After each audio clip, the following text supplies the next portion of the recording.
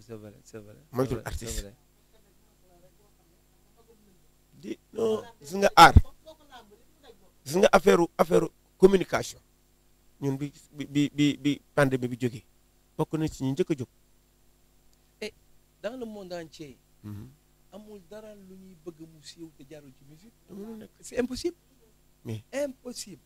moo tax ñun dem nañ campagne 2000 dem nañ campagne 2007 xam nañ li musique mën a def. wallaay. yow grand xam nga ko yow def nga dem nga campagne. bind mais man je pense que ni il faut que artistes yëpp dajaloo. il faut que artistes yëpp dajaloo. mënul ne. benn part. ba lii ngeen di wax nii. mu dugg seen bopp. parce que lii c'est écrit noir sur blanc. ñoom ñoo ko bind te man par la SODAV.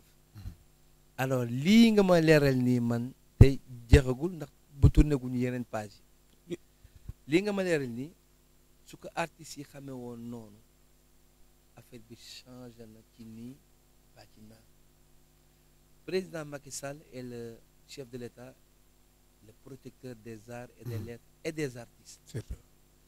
bu fekkee ne moom mu ngi jël xaalis di ko joxe ci artistes yi bëggul artistes yi mer bëggul artistes yi di naan dañuy marche ki dañuy sitting na pour l'image du pays sax rafetul. xam nga buñ ne un pays en bonne santé dañuy laaj est-ce que sa culture marche. C'est à travers la culture d'un pays que dañuy xam ne ce pays-là est en très bonne santé. Mais je pense pas que moom non mu xam lii à 100%. Sincèrement. Parce que yow mënuloo def séminaire. Séminaire ba ña ca bokkoon ñëpp ci nekk nga fay ko 700 000. ñoom ñoo ko wax de. te am na artistes yoo xam ne de leur vie bi ñu commencé ba léegi mosu ñoo fayee ko 700 000. ñoo xam ne bu ñu gisee mu ngi am ñoo xam ne bu ñu gisee 100 000 francs daanu. waaw c'est pas logique. ak tam bâtiment boobu ñu loué au nom de la SODAV pour les artistes. waaw mais ñaata lañu ko loué. waaw ñaata yi grand dafa bari xam nga ñaata yi dafa bari ñaata yi lu tax mu bari. ñaata lañ loué kër googu ñaata lañ jox ñii kenn ku nekk ñaata. waaw ñaata moo fi nekk ci ay ñaata. financement yi moom war nañ ko leeral ñu xam ne ku nekk. ñaata temps lañ ko financé. et puis pourquoi ñuy financer rek les membres du conseil d'administration pourquoi. wax jaa ngi ni. c'est pas normal. wax jaa ngi ni. c'est pas normal carte membre am nga. dama koy dégg rek. waaw man de dégg laa ci am. waaw naka ngay mun a waxee ne SODAV naka ngay mun a waxee tey jii sénégalais yi SODAV ne leen ñu ngi on est 11000 lañ fay te ñun yow wóor na leen ne. 11000 musiciens. waaw ci lañ fay. la ñu fay waaw. te y a pas de carte de membre. y a pas de carte de membre nañ wax naka ci ban critère la. wax nga dëgg de. parce que xam nga xam nga. carte membre non. parce que man xam nga man may 334. non yow yaa ngi bees de man SODAV laa la wax. waaw moom laa ko de. est-ce que du ci loolu lañu sukkandikoo pour jox def lii. non.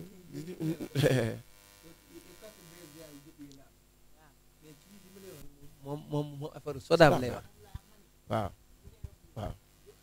ma ne fi ñu sukkandikoo pour fay. waaw est-ce que du ci fële lañ ko jëlee wala ah. non mais loolu ñoom la ñuy ko poser question boobu parce que xam nga tey jii. waaw mënuloo ñëw ne ñu 6000 dañu yokk 6000 man 6000 boobu ba léegi dama koy bañ ma ne matuñu 6000 artistes Sénégal grand fii. ñuy joué Sénégal fii. matuñu 6000. waaw dëgg la grand yow. non orchestre yi bari fii au Sénégal. waaw yow boobu bi rek ngay dindi li ca des yëpp ay même musiciens yi ñooy wër Amadou Fall mi mën na la ci wax du bari. maa la wax loolu. waaw léegi ñu ne 6000 lañu ñuy joué musicien wax ma 6000 musiciens yi fan la wax ma leen fan lañu nekk. amul Sénégal. beneen affaire bi mooy région yëpp grand bi yéen bi ngeen nekkee bi ngeen fi nekkee boo demee Kaolack am na orchestre. waaw nga dem Diourbel amoon na orchestre. amoon na nga dem Saint-Louis mu am ko orchestre. waaw nga dem Ndar mu am ko orchestre nga dem Casamance mu am ko orchestre. nga dem Sédhiou mu am ko orchestre. ñaata orchestre ñoo des léegi. Ndar mooy seen yow tam. waaw Ndar. ok ok mais léegi wax ma orchestre yooyu amatul. non wax nga dëgg. waaw c'est pourquoi. waaw il fut jadis moom. waaw dëgg-dëgg région bu nekk amoon na orchestre. waaw mais léegi nekkatul. ana centre culturel yi. dee na centre culturel yëpp dee na. ah nangam nangam non soo bëggee dégg la culture est malade. non mort. grand. La culture est au Sénégal elle est malade wala boog elle est morte. léegi nag kenn laa gis ne moo ko mën a yëkkati waat ndax moom la yàlla jox lenge bi muy son excellence le président Macky Sall moom bu ci xaree tànk tubayam mu yëkkati ko waat. Senghor moo fi organisé le premier festival mondial des arts nègres moo tax ba léegi tubaab yi naw ko. Ablaye Wade gis ne la Senghor defoon am na fu mu yóbbu turu Senghor ak martabaam ak jëmmu Sénégal il a voulu refaire ça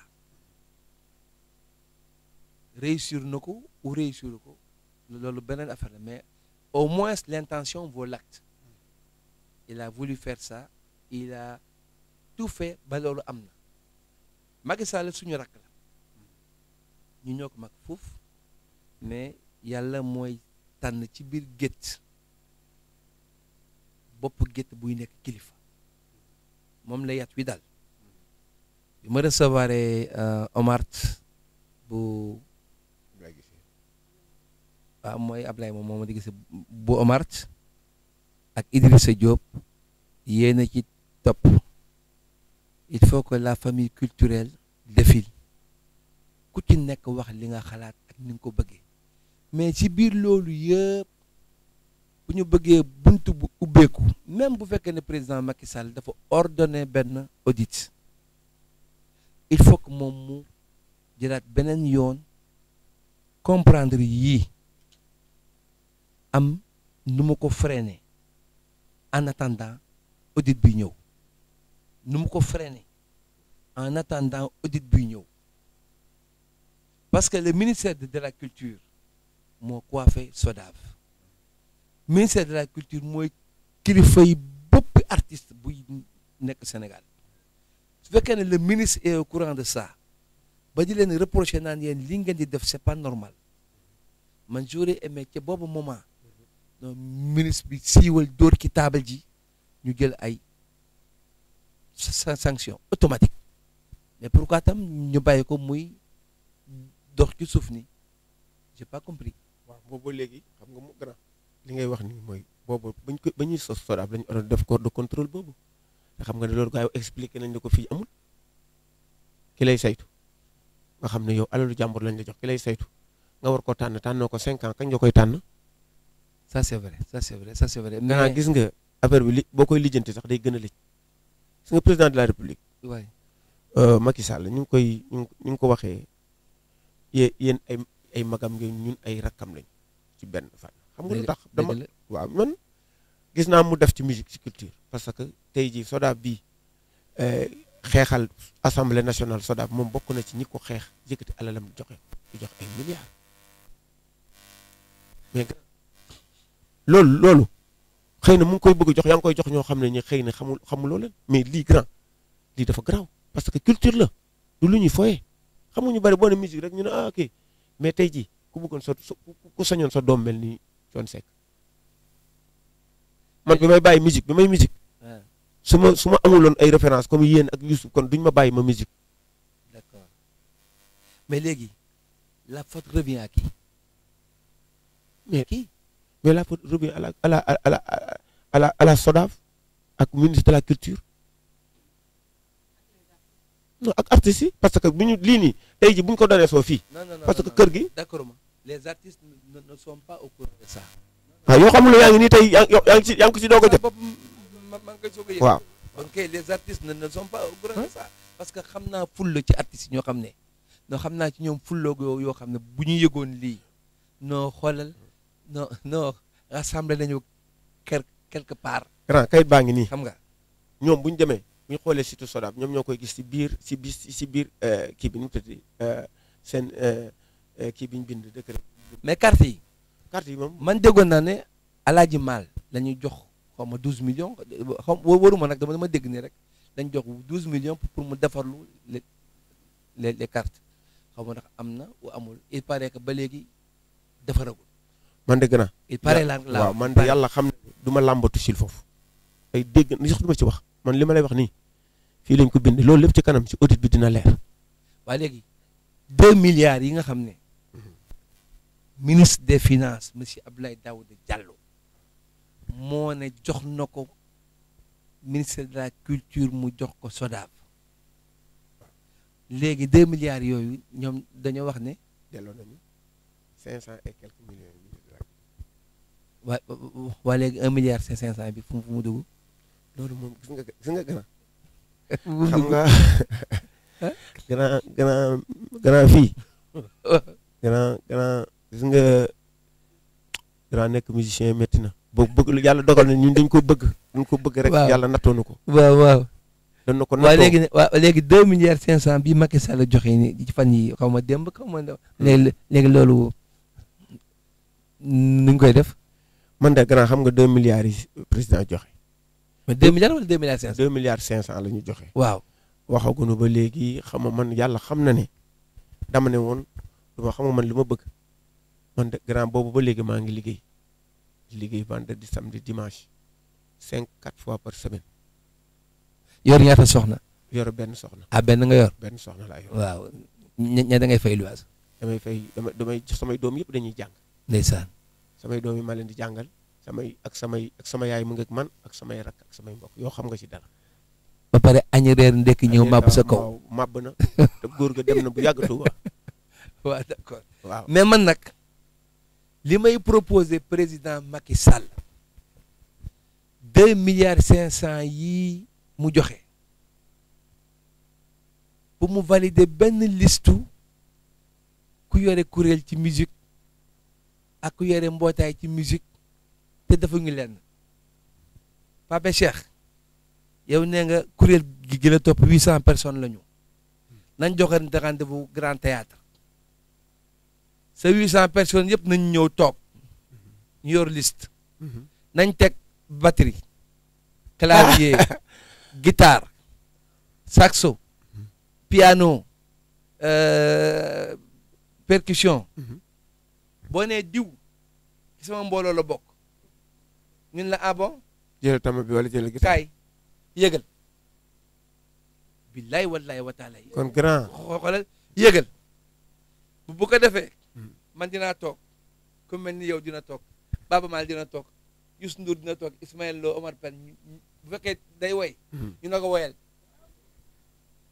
bu fekkee ne ko woy na bu fekkee ne kii ba dafa ñuy fontoo xam nga xoolal bu fekkee ne kii dafa ñuy fontoo ñu reyee ko ci liste bi ne ko xoolal demal jaayi paañ d'accord kooku out waaw par exemple mouvement bu ñi Zeynoul jiite ñu def leen la même chose ñi Baba Amdi jiite ñu def leen la même chose ak yeneen ñi nga xam ne bon am na ay njiit yoo xam ne man xaw ma seen tour mais au nom de Dieu monsieur le président au nom de Dieu gis nga boo ko defalee noonu intrus yëpp dañuy feeñ tous les intrus dañuy feeñ parce que nous ne sommes pas 11 000 musiciens c'est pas vrai nous ne sommes pas 11 000 musiciens nous ne sommes pas 7 000 musiciens c'est pas vrai dañu lay dóor yow président dañ lay dóor léegi nag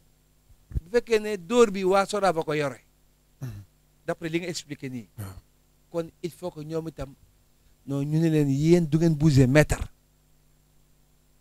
mais billaay wallaay wataalaay le moyen le plus rapide diw mbooloo nga parce que buñ lay fay Ndeye Mour moo joxe liste Ndeye Mour moo déposé lu ñu reconnaître au ministère de la culture ne moom am na tant de missions yu wéeru ci moom na ko prouver nag jour bi na ko prouver jour bi na ñëw ak listam non missions yi ku nekk yéeg guitariste bu fekkee ne guitariste yaa ngi toog ñun kay yomb na dañu naan 8 heures du matin ba 9 heures et demi chant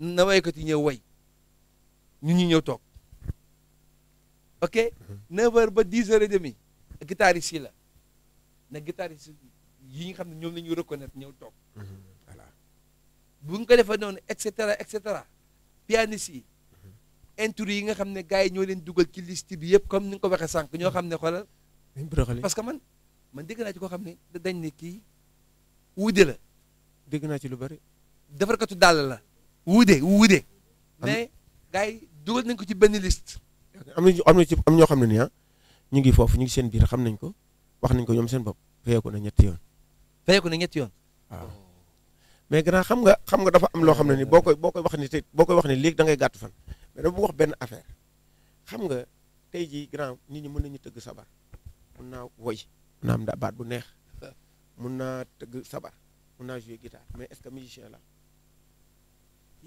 yow de moom muy musicien nga xam nga yow musicien la am na koo xam ne grand mu ngi jënd guitare am wéer ko fële ci këram boo ne ko kaay jouer ji ndax mu nekk musicien mu daal di ñëw jouer la waaw xam nga benn ngi boo ne booy ak yow mu musicien nga mu ne waaw mun nga tëgg mu ne mu daal di talmbat bu dëgër waaw mais nag day fekk non attends xam nga buñ ne par exemple tey bassiste yi ñoo aaye waaw Dembel Diop toog tu comprends Cheikh Ñaa toog ak ñeneen ñi nga xam ne fàtt naa seen tour te ñuy nekk de bons bassistes mais ñooñu bassiste mën leen nax waaw xam nga man pour man mën nga nekk bassiste mais te doo jouer comme mun nga xam nga mu ngi mel am naa am chauffeur mën naa yore sama permis te du ma dawal d'accord naa loolu waaw xam nga am na ñoo xam ne tey jii dañuy dawal seen oto xam nga tey jii ñu ngi dawal seen oto mais duñu ay chauffeur waaw mais soo mënee yow par exemple bassiste nga man la yow fooy jouer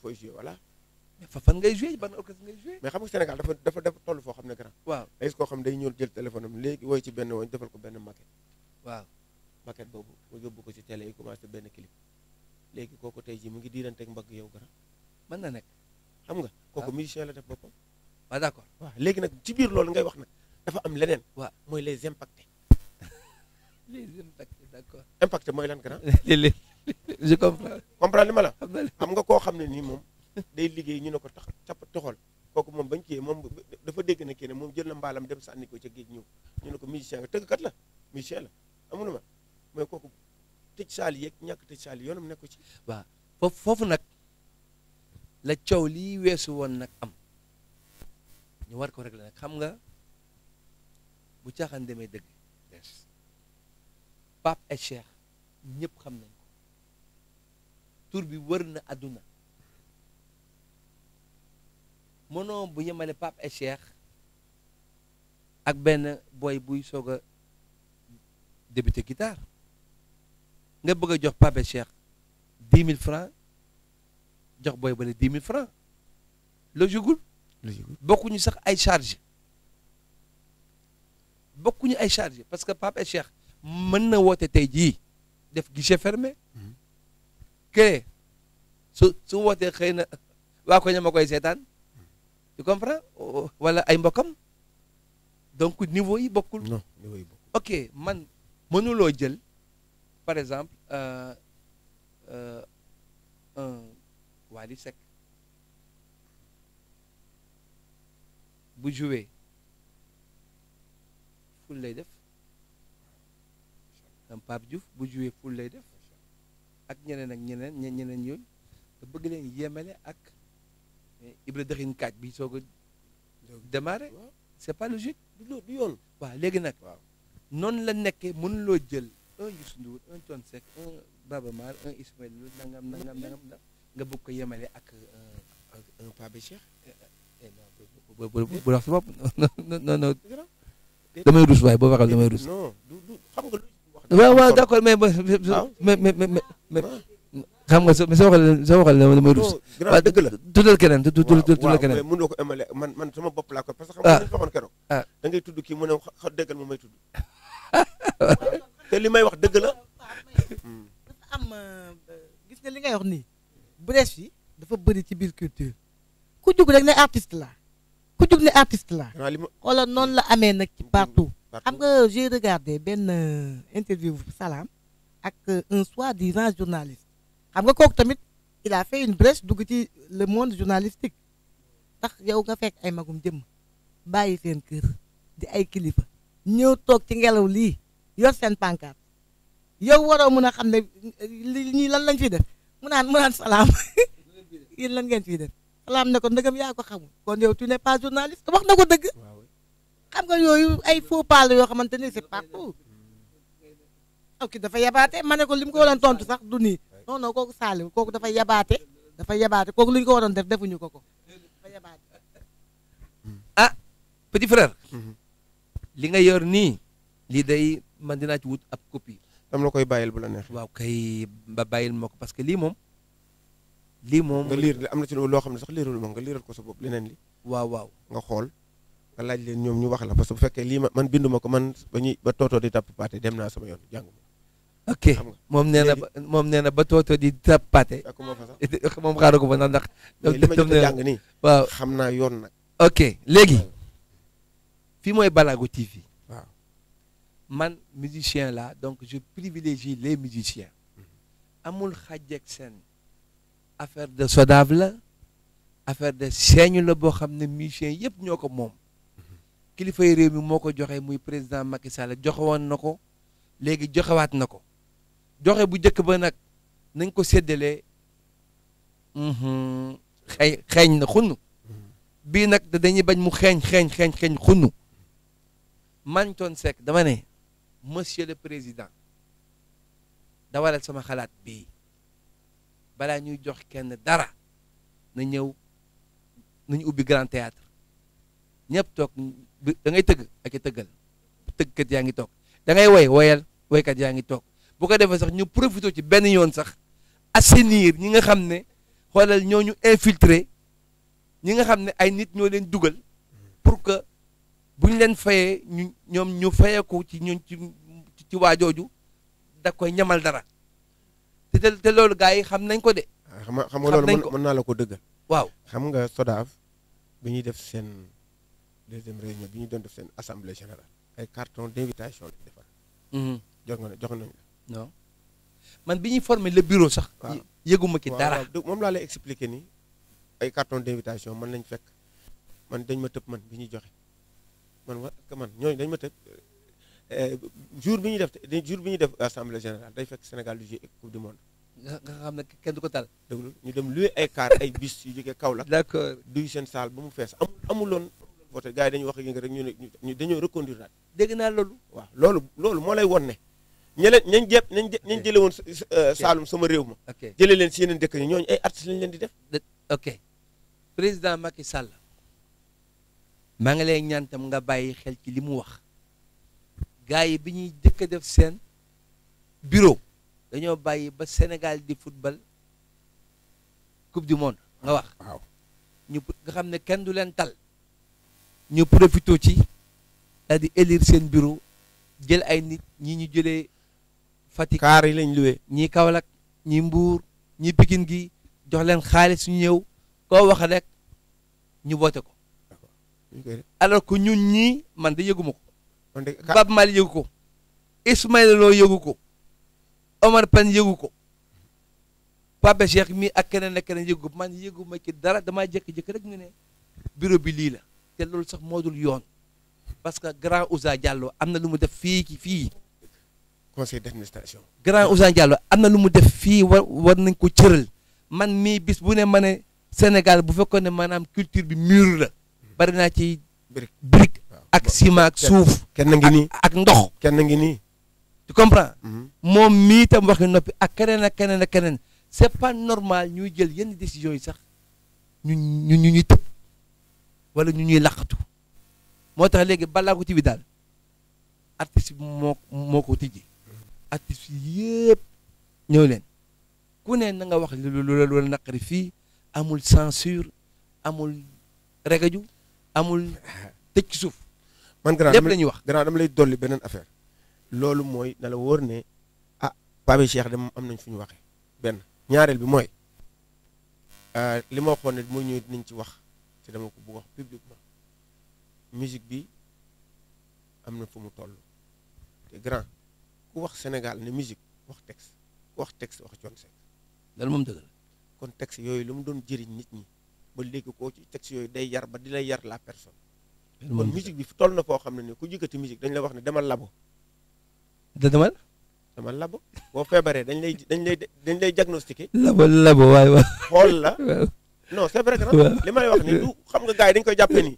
musique bi buñ buggee mu bañ a dem ci ay débauche bugg mu bañ a dem ci ay yàq xale yi dañ fa am foo xam ne bu fa jaaree dañ bu ñu fonto de sa musique bi nga bu ko fi génnee jàddal nii bu fekkee dañu bëgg. voilà. bu fekkee dañoo bëgg. musique bi jëm kanam. man ñun bañ daan joué bañ nekkee gone di joué dañuy wax ne da ngeen jaar RTS kii ma Boubacar Ba moo leen di jël keroog nelawuma grand bañ ne ñii ngay ñoo la war a teg di la déglu man nelawuma. c'est vrai loolu nag tey da ngay toog sa def lu la neex tuddee ko njambaan wala nga tuddee ko gerte caaf gars yi commencé ko mais loolu fan la jëm grand taxi yooyu ngeen defoon fi chef d'œuvre yooyu nga xam ne man damay wax nit daf may oo ma ne la man musique bi daf may yar man sama public daf may yar parce que morceau da ngay def ñu ma topp la yow de yaa fi waxoon lii. c'est vrai waaw kon yow la nga wax bant boobu du sax ñeneen yow la njëkk a loolu dañ ko war a delloo si fii. c'est vrai fii aussi beneen affaire bi ma ci bëgg a yokk dafa war a am studio boo xam ne ni li xew léegi comme ni ñu defee ay fii tey ak yooyu ñu ko fi def fii orchestre yi di fi jaar di jouer parce que période bii fi ñu jëm nii ci àdduna bi muy foog ñu toog benn place. incha allah rabbi loolu ba dina nekk parce que siège yu Balago TV. kon baax na prévoir nañ fa loolu. kon benn candidat ngi ni Pape Cheikh. dama bëgg wax rek ne. waaw dama bëgg wax ne bu ñu amee kër. waaw kër dafa am kër baay xam nga ni su daaf nekkee suñu kër baay. dëgg la noonu la fii war a nekkee suñu kër baay. dëgg la waaw c'est vrai nga xam ne tey jii man su ma ñëwee war a ñëw fii def fi concert wala mu war fay ñëw dem benn prestation dama wax ne foofu bu ma fa demee. waaw bu ma fa demee ba wax bu ma fa war a wax. taxi mooy génn war na am solo musique ba fay génn parce que tant que ay musiciens ñu ngi ne ciix teeku musiciens suñu maas bu ñuy joué dañ xam ne ni kii mu ngi may bàyyi xel. donc maa ngi rafetlu sa wax Pape di lancer un appel aussi au ministre de la culture monsieur Abdoulaye Diop moom tam suñu rakk ju baax la di ko wax ne na bàyyi xel ci lii ñuy wax moom il est le mieux placé après le chef de l'État pour régulariser les choses mu jaar ci yoon mais yii fi am nii xam naa ne moom musicien yi duñ ko bàyyi noonu mu nelaw foog ñu leeral ko ñi ñu financé yëpp il faut que moom tam li nga xam ne mooy kilifay artistes yi via la SODAV na def li war pour que lii nañ ñu wax kan ak kan la ñu financé et pourquoi ñu financé ko ak ñaata lañ ko financé donc ñu ngi rafetlu tey Pape et Cheikh la mais Cheikh moom dafa xaw a jàpp waaye Pape wax na lépp Ndeye Mbour Ndiaye bi nga xam ne moom la ñu fal ren lépp luy théâtre moom mooy jël raaya bi mais maa fi bu ñaata nga encaissé ñaata. man dama koo yëg man teguma ko di dama koy dégg nii rek. non. yéen xeexal naa leen waaye yéen liñ ma def nag yéen doo leen ci wax. maa ngi koy soog a yëg. non attends maa ngi koy soog a yëg. grand dëxëñ nañ ko ci biir moom mu ngi koy soog a yëg. dëxëñ nañ ko ci biir. bon moom son problème monsieur le ministre de la culture moom son dossier a été rejeté te comprendre pourquoi daal ñu daa koy rejeté maa ngi lay ñaan petit frère nga xoolaatu boobu du dossier ba xam ndax amul chance vraiment ñu daal di koy accepter waaw d'accord et puis nee na ba dépensé na ci 6 millions peut-être ba léegi seeñoogul donc vraiment monsieur le ministre daal boo ko mënee dimbali ko bii nag ba Cheikh épisode 1 am na tout am na ñu ngi ci war a xoolal ni nga ko waxee ñun ñoo ngi fii ci biir waaw ñun ci kër ñëw nañ suñu kër xam nga d'habitude da bariwul man ma jóg dem ci benn seen yi dem di def émission man maa bëggoon nu ñëw fii parce que lu ma bëggoon la man sama bopp parce que yow dafa am looy tekki ci man te loolu yëg-yëg la loolu kon yàlla dimbali na parce que bu la nit nitalee yoon ba waajal fa nga làqu woon ba rey till ba bul ko fàtte mukk loolu dëgg tey ji bu ma nekkee musicien tey yàlla def na yow mi bokk nga ci ñi tax ki nga xam ne buñ ne kan la wooye kan nga reprendre mën a wooye Thione Seck waaw noonu la te billaahi noonu la dem noonu la tey bu ma ñëwee toog fii noonu la bu ma ñëwee toog fii toog ak Thione moomu tey loolu yokkute la ci man ba pare dama lay ñaanal yàlla bàyyi la suñu kanam grand. merci beaucoup nga yàgg fi lool grand. nga yàgg fi lool. merci beaucoup te lii nga yëkkati nii day nekk suñu yëf aussi. waaw parce que non seulement suñu mag nga non seulement musicalement dafa am looñu foo ñu yóbbu mais non seulement culture bi dañoo soxla ku mel ni yow. merci beaucoup waaw te nag say rakk ngi nii sa ginnaaw. jërëjëf waaw. merci beaucoup nag boo yëgee dara loo xam ne nii. merci beaucoup yëkkati sa téléphone woo ma. merci beaucoup waaw bu la naqaritam nee ma grand rakk du noonu. merci beaucoup. voilà léegi kon tey mooy waxtaanu Balago TV ak mon petit frère Pape ak sama sœur Ndeye Mour léegi Ndeye Mour laay jox nga tëj de façon monsieur le ministre de la culture ma baamtuwaat ko ginnaaw moom lii mooy problème am son dossier a été rejeté au sein de votre ministère loo ci man rek Diop nga defal ko ba nga xam ne ba dañ ko accepter et puis ma lay xamal ne moom la ñu fal nag ren di théâtre kat bi nga xam ne moo gën a mag ci Sénégal donc góor baax na jigéen baax na quoi. donc et puis man xam naa ne yow nit ku baax nga léegi Ndeye Mour bàyyi ma tëjal la waaw yow leen nga bëgg. ba da ngaa bëgg a seeñu jeex na ok monsieur le ministre dafa bëgg a seeñu. bye bye.